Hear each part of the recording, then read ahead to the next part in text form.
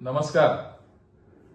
नांदेडचे खासदार रवींद्र चव्हाणजी यांनी माननीय अजितदादांच्या राजीनाम्याविषयी जे वक्तव्य केलेले आहे हे वक्तव्य अत्यंत चुकीचं आहे.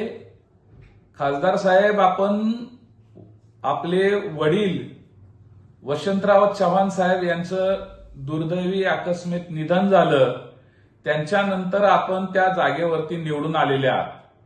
आपण माननीय अजितदादांना किती ओळखता. माननीय अजितदादा हे अत्यंत संवेदनशील व्यक्तिमत्व आहे. महाराष्ट्राच्या सर्वसामान्य लोकांच्या हितासाठी काम करताना दिवसरात्र काम करणारे माननीय अजितदादा यांच्या कामाचा उरक एवढा आहे.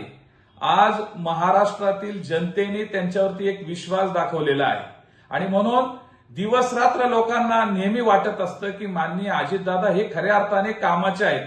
आपले प्रश्न सोडवणारा हा नेता आहे आणि अशा नेत्याला, संवेदनशील नेत्याला आपण त्यांच्या कुठल्याही गोष्टीशी संबंध नसताना आपण राजीनाम्याची मागणी करता.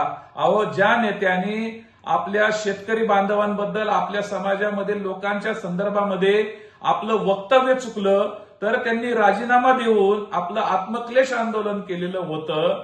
अशा नेतृत्वाने अशा कुठल्याही गोष्टीमध्ये त्यांचा सहभाग नसताना आपण त्यांच्या राजीनाम्याची मागणी करता. खरोखर आपण आपल्या वडिलांची गरिमा जी आहे ती गरिमा आपण या ठिकाणी चुकीच्या पद्धतीने तिचा अपमान करताय आणि म्हणून मला तुम्हाला सांगावंसं वाटतं की किमान आपण नांदेड आणि त्या परिसरामध्ये ज्या काही गोष्टी घडतात ना त्याकडे जरी आपण लक्ष दिलं तरी खूप होईल. आणि म्हणून आपण 8 वेळा आमदार निवडून आलेले माननीय दादा, 1 वेळा खासदार असणारे दादा यांच्यावरती बोलताना आपण थोडा विचार करून बोलावं, एवढंच मला आपल्याला सुचवावंसं वाटतंय.